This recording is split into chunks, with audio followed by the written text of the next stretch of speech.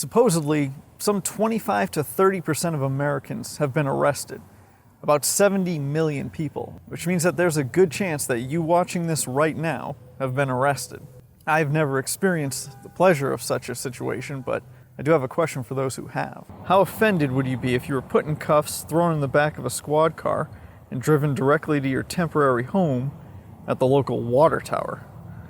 It seems almost insulting, so you didn't even deserve a real jail for whatever they may have accused you of.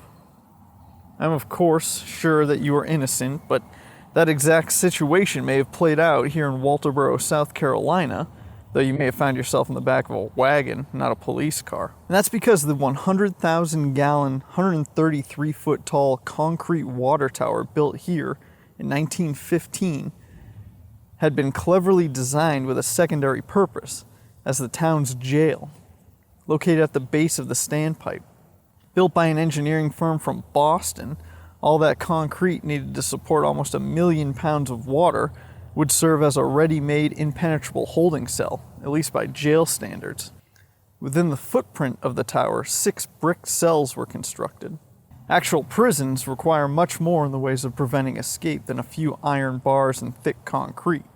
But for little Walterboro, here in the low country of South Carolina, it was enough for temporarily lodging anyone who may need some time to think over their most recent transgressions. Not much is recorded as to how often the cells were actually used for their intended purpose. Local information states that the cells were more often used by travelers who, unable to pay for a room at a local inn, were allowed to spend the night in the cells, though not under lock and key.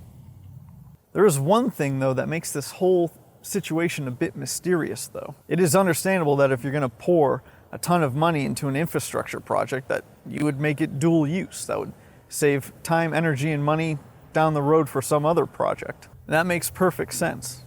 But Walterboro was then, and still is, the location of the Colleton County Jail, built in 1855. And that building was only about 500 meters away. It was still in operation until the new Colleton County Jail was built in 1937, just 100 meters behind the original. So, one would have to wonder, what was the intention behind adding these cells to the water tower? Walterboro already had a working jail, and had been using it without issue for 60 years prior to the construction of the water tower. It even looked like a fortress, with high buttressed walls and towers.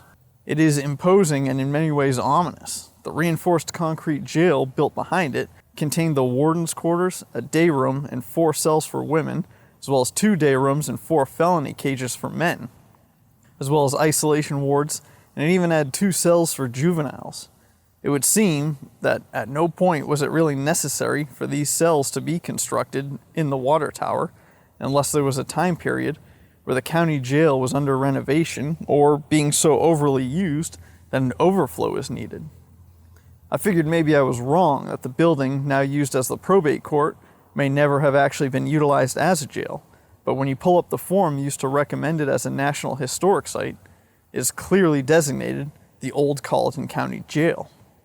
There are only 2 other serving standpipe water towers in South Carolina, and as far as I can determine, neither were retrofitted to serve a dual purpose like this one here.